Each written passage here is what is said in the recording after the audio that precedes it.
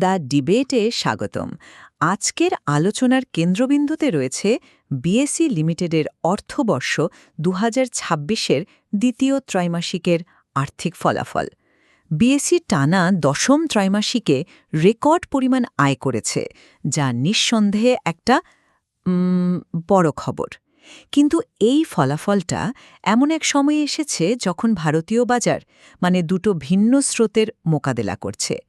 একদিকে দেশের অভ্যন্তরীণ চাহিদা বাজারকে বেশ চাঙ্গা রাখছে, অন্যদিকে বিদেশি প্রাতিষ্ঠানিক বিনিয়োগকারীরা রেকর্ড পরিমাণে টাকা তুলে নিচ্ছে। তো আমাদের আজকের আলোচনার মূল প্রশ্নটা হল, বিএসইর এই যে অসাধারণ বৃদ্ধি, এটা কি তার কৌশলগত উদ্ভাবন এবং অভ্যন্তরীণ শক্তির কারণে টেকসই, নাকি এটা বাজারের একটা সাময়িক জোয়ারের ফল, যা আন্তর্জাতিক অর্থনৈতিক অনিশ্চয়তার সামান্য ধাক্কাতেই ভেঙে পড়তে পারে? আমি মনে করি বিএসই তার ব্যবসায়িক মডেল এবং প্রযুক্তিতে যে পরিবর্তন এনেছে তার উপর ভিত্তি করে এই বৃদ্ধিকে দীর্ঘমেয়াদে টিকিয়ে রাখা মতো একটি শক্তিশালী প্ল্যাটফর্ম তৈরি করেছে। আর আমার মতে এই যে চকচকে পরিসংখ্যান, এর আড়ালে বেশ কিছু গুরুত্বপূর্ণ ঝুঁকি কিন্তু লুকিয়ে আছে। দেখুন, বিদেশি বিনিয়োগকারীদের পুঁজি প্রত্যাহার এবং বাজারের অস্থিরতার ওপর অতিরিক্ত নির্ভরশীলতা, এই বিষয়গুলো বিএসই এর বর্তমান সাফল্যকে যে কোনো মুহূর্তে ম্লান করে দিতে পারে। এই প্রবৃদ্ধির স্থায়িত্ব নিয়ে আমার মনে সত্যি বলতে বড়সড় প্রশ্ন আছে। আচ্ছা, আমার অবস্থানটা একটু বিস্তারিতভাবে বলি। দেখুন, বিএসইর এই সাফল্যকে শুধু বাজারের তেজিভাবের ফল হিসাবে দেখলে ভুল হবে। এটা একটা অত্যন্ত সুচিন্তিত এবং পরিকল্পিত কৌশলেরই ফসল। কোম্পানির মোট আয় রেকর্ড ১,১৩৯ কোটি টাকায় পৌঁছেছে, যা গত বছরের এই সময়ের তুলনায় প্রায় ৪০% বেশি। কিন্তু গুরুত্বপূর্ণ বিষয়টা হলো এই আয় কোথা থেকে আসছে। এটা কিন্তু একমুখী নয়। ডেরিভেটিভস, নতুন কোম্পানির লিস্টিং এবং কোলোকেশন সার্ভিসের মতো একাধিক উৎস থেকে এই বৃদ্ধিটা এসছে। বিশেষ করে বিএসই তার এসএমই প্ল্যাটফর্মকে যেভাবে গড়ে তুলেছে সেটা দেখার মতো।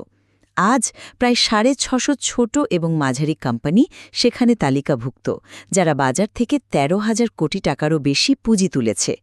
এটা শুধুমাত্র একটা নতুন আয়ের উৎস নয়, এটা ভারতীয় অর্থনীতির গভীরে যাওয়ার একটা রাস্তা তৈরি করছে।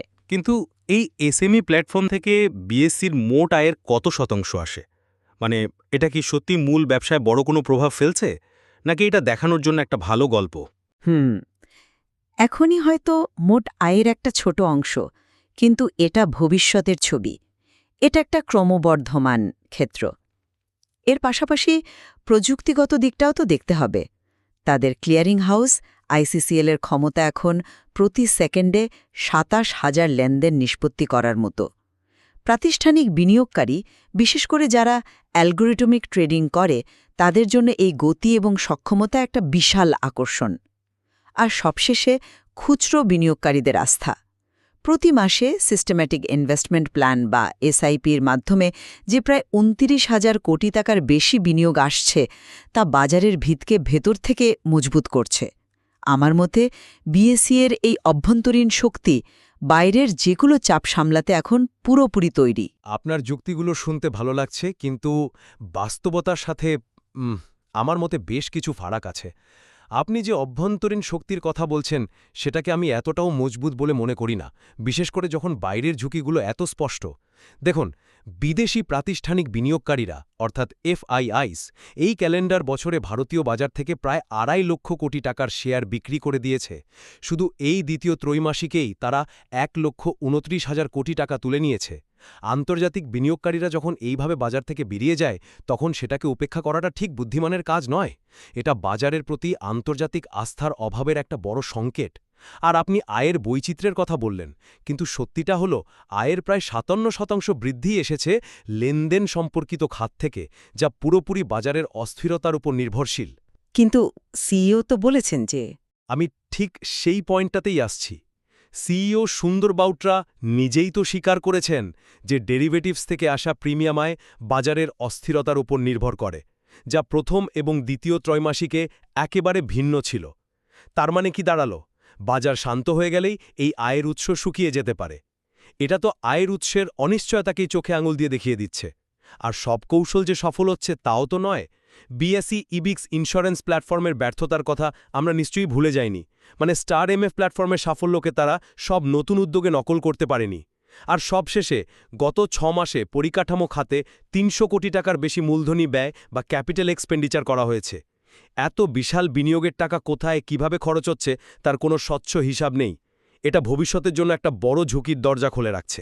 আপনি বিদেশি বিনিয়োগকারীদের পুঁজি প্রত্যাহারের বিষয়টা যেভাবে তুলে ধরছেন তাতে মনে হচ্ছে যেন আকাশ ভেঙে পড়ছে। কিন্তু ছবিটা কি সত্যিই এতটা ভয়াবহ?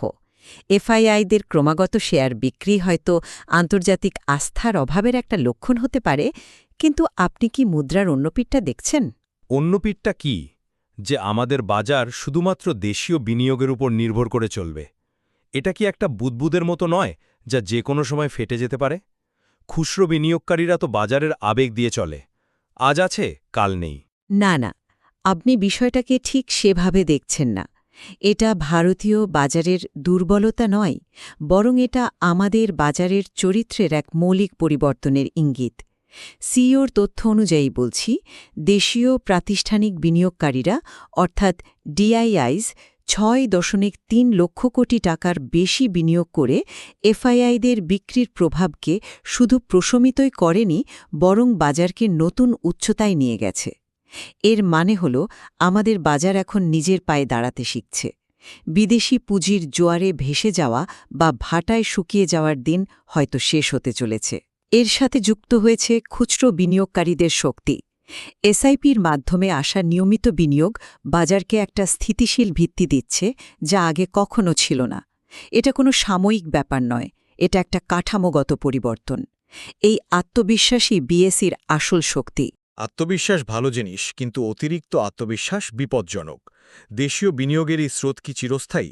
যদি সুদের হার বাড়ে বা অর্থনীতির গতি একটু কমে আসে, এই খুচরো বিনিয়োগকারীরাই কিন্তু সবার আগে টাকা তুলে নেবে। তখন এই কাঠামোগত পরিবর্তনের তত্ত্ব কোথায় যাবে? যাই হোক, চলুন এই বিতর্কটা আপাতত রাখি। আমার মূল উদ্বেগটা আয়ের উৎস নিয়ে। আপনি বৈচিত্র্যের কথা বললেও আসল চালিকা শক্তি তো এখনও লেনদেন সম্পর্কিত আয়, বিশেষ করে ডেরিভেটিভস।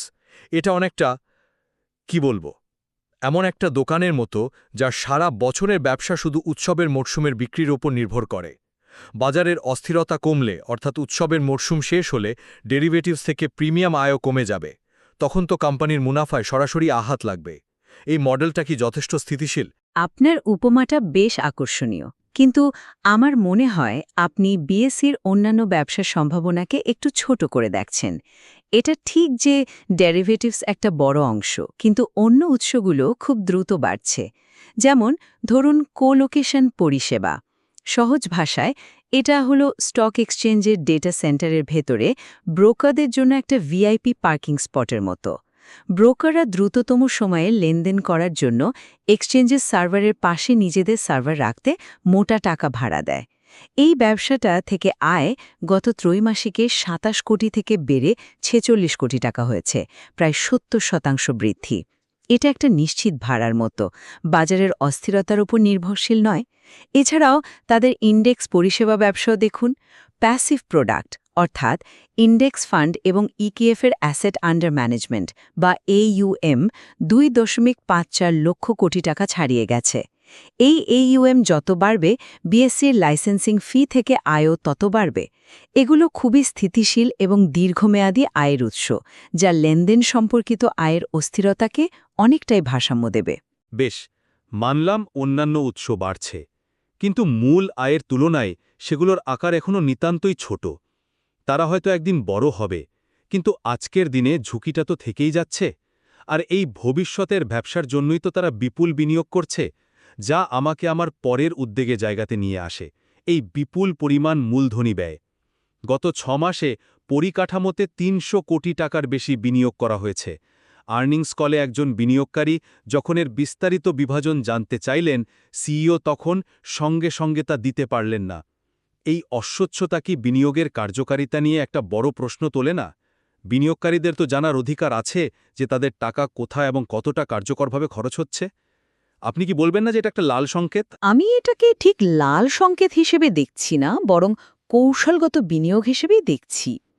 দেখুন, ভবিষ্যতের বাজার ধরতে হলে আজকের দিনে এই বিনিয়োগ করতেই হবে। আপনি যদি ফর্মুলা 1 রেসারদের আকর্ষণ করতে চান, তাহলে আপনাকে তো গ্রামের রাস্তা ছেড়ে একটা সুপারহাইওয়ে বানাতেই হবে। ক্লিয়ারিং কর্পোরেশনের ক্ষমতা বাড়িয়ে প্রতি সেকেন্ডে ২৭,০০০ লেনদেন হ্যান্ডেল করার মতো পরিকাঠামো তৈরি করা ঠিক সেই কাজটাই করছে। এটা দীর্ঘমেয়াদী এবং টেকসই আয়ের পথ তৈরি করার জন্য অপরিহার্য। হ্যাঁ, এটা ঠিক যে তাৎক্ষণিকভাবে হয়তো এর পুরো বিভাজন দেওয়া সম্ভব হয়নি, যা কাম্য নয়। কিন্তু একটা বড় ছবির দিকে তাকালে এটা একটা দূরদর্শী পদক্ষেপ, কোনো ঝুঁকিপূর্ণ বাজি নয়। প্রযুক্তিতে বিনিয়োগ না করলে তো প্রতিযোগিতায় পিছিয়ে পড়তে হবে। দূরদর্শী পদক্ষেপ ভালো, কিন্তু তার জন্য স্বচ্ছতার বলিদান দেওয়া যায় না। আচ্ছা, স্বচ্ছতার কথা যখন উঠলই, তখন সেটেলমেন্ট গ্যারান্টি ফান্ড বা এসজিএফ নীতি নিয়ে একটু কথা বলা যাক। বিএসসি স্বেচ্ছায় তার লেনদেন সম্পর্কিত আয়ের ৫% এসজিএফে জমা করার একটি নতুন নীতি চালু করেছে। আপনি হয়তো বলবেন এটি আর্থিক বিচক্ষণতার লক্ষণ, কিন্তু আমার কাছে এটা অন্যরকম লাগছে। একদম, এটা বিচক্ষণতারই লক্ষণ। এসজিএফ হলো বাজারের জন্য একটা ইমার্জেন্সি ফান্ডের মতো। কোনো বড় ব্রোকার যদি হঠাৎ দেউলিয়া হয়ে যায় বা কোনো বড় ধরনের লেনদেন ব্যর্থ হয়, তখন বিনিয়োগকারীদের রক্ষা করার জন্য এই তহবিল ব্যবহার করা হয়। এটা অনেকটা গাড়ির এয়ারব্যাগের মতো। আপনার প্রতিদিন এটা লাগে না, কিন্তু যেদিন দুর্ঘটনা ঘটবে সেদিনের গুরুত্ব বোঝা যাবে। নিজেদের আয় থেকে নিয়মিত এই ফান্ডে টাকা জমা করে বিএসসি ভবিষ্যতের জন্য প্রস্তুতি নিচ্ছে, যা বিনিয়োগকারীদের আস্থা বাড়াবে। আপনার এয়ারব্যাগের উপমাটা সুন্দর, কিন্তু আমার প্রশ্ন হল, এই এয়ারব্যাগটা লাগানোর জন্য এত তাড়াহুড়ো কেন? এই নীতি কি বাজারের ক্রমবর্ধমান ঝুঁকির একটি পরোক্ষ স্বীকারোক্তি নয়? ম্যানেজমেন্ট কি এমন কিছু দেখতে পাচ্ছে যা আমরা দেখতে পাচ্ছি না? আর এর ভেতরের নিয়মকানুনগুলো বেশ ধোঁয়াশাপূর্ণ। বলা হয়েছে ন্যূনতম প্রয়োজনের ১৫০% একটি অভ্যন্তরীণ ক্যাপ রাখা হবে, কিন্তু সেই হিসাবের পদ্ধতি প্রকাশ করা হয়নি। এই পদক্ষেপ কি স্বচ্ছতার পরিবর্তে আরও জটিলতা তৈরি করছে না? মনে হচ্ছে বিনিয়োগকারীদের আশ্বস্ত করার বদলে তাদের আরও বেশি প্রশ্নের মুখে ফেলে দেয়া হচ্ছে। আমি আপনার যুক্তির সাথে একমত নই। আমি মনে করি এটা ঝুঁকি স্বীকার করা নয়, বরং ঝুঁকি ব্যবস্থাপনার একটি উন্নত উদাহরণ। বাজারের যে কোনো আকস্মিক বিপদ থেকে সুরক্ষা দেওয়ার জন্যে এই তহবিল তৈরি করা হচ্ছে। এটা প্রতিক্রিয়ামূলক নয়, বরং আগাম সতর্কতা। এর ফলে ত্রৈমাসিক ফলাফলে আরও বেশি স্থিতিশীলতা আসবে। মানে প্রতি ত্রৈমাসিকে আকস্মিক কোনো প্রয়োজনের কারণে যাতে লাভের উপর বড় প্রভাব না পড়ে, তার জন্যই এই মসৃণ ব্যবস্থা। স্বচ্ছতার প্রশ্নটি হয়তো ভাবার মতো, কিন্তু নীতির মূল উদ্দেশ্য যে খুবই বিচক্ষণ সে বিষয়ে আমার কোনো সন্দেহ নেই। সব মিলিয়ে যদি দেখি, বিএসসি এর সাম্প্রতিক ফলাফল এটা প্রমাণ করে যে তাদের কৌশলগুলো ঠিক দিকেই এগোচ্ছে। প্রযুক্তিগত উন্নয়ন, এসএমই এবং খুচরা বিনিয়োগকারীদের উপর মনোযোগ দেওয়া এবং আয়ের উৎসকে ধীরে ধীরে বৈচিত্র্যময় করার চেষ্টা, এই সব কিছু মিলিয়ে কোম্পানিটিকে একটি অত্যন্ত শক্তিশালী অবস্থানে নিয়ে গেছে। এটা ঠিক যে বাহ্যিক চ্যালেঞ্জ আছে এবং থাকবে, কিন্তু বিএসসি এর অভ্যন্তরীণ শক্তি, যেমন এর প্রযুক্তিগত সক্ষমতা এবং দেশীয় বিনিয়োগের উপর ভিত্তি করে তৈরি হওয়া স্থিতিশীলতা, এই প্রবৃদ্ধিকে দীর্ঘমেয়াদে টিকিয়ে রাখতে সম্পূর্ণরূপে সক্ষম। দেখুন, বিএসসি এর সাফল্য নিঃসন্দেহে প্রশংসার যোগ্য এবং আমি তাদের কৃতিত্বকে ছোট করতে চাই না, কিন্তু আমার মতে এর সাথে জড়িত ঝুঁকিগুলোকে অস্বীকার করাটা আত্মতুষ্টিরই নামান্তর। বিদেশি বিনিয়োগকারীদের লাগাতার পুঁজি প্রত্যাহার, আয়ের মূল উৎসের বাজারের অস্থিরতার উপর নির্ভরশীলতা এবং বিপুল পরিমাণ ব্যয়ের অনিশ্চিত ফলাফল, এই বিষয়গুলো প্রমাণ করে যে ভবিষ্যতের পথটা বেশ চ্যালেঞ্জিং। বর্তমান সাফল্যকে টেকসই করতে হলে এই বাস্তব ঝুঁকিগুলো মোকাবিলা করার জন্য আরও স্বচ্ছ এবং নির্দিষ্ট পরিকল্পনা দরকার। আমার মনে হয় এখনই উৎসব করার সময় আসেনি। আজকের আলোচনা থেকে এটা স্পষ্ট যে বিএসসি এর আর্থিক ফলাফলকে বিভিন্ন দৃষ্টিকোণ থেকে দেখা যেতে পারে। একদিকে যেমন রয়েছে উদ্ভাবন, আত্মনির্ভরশীলতা এবং কৌশলগত অগ্রগতির একটি উজ্জ্বল ছবি, তেমনই অন্যদিকে রয়েছে বাহ্যিক ঝুঁকি, নির্ভরতা এবং স্বচ্ছতার অভাবের মতো কিছু গভীর উদ্বেগের ছায়া। দুটোই সত্যি। এই উপাদানের গভীরে আরও অনেক কিছু ভাবার এবং বিশ্লেষণ করার সুযোগ রয়েছে, আর চূড়ান্ত সিদ্ধান্তটা আমাদের শ্রোতাদেরই নিতে হবে।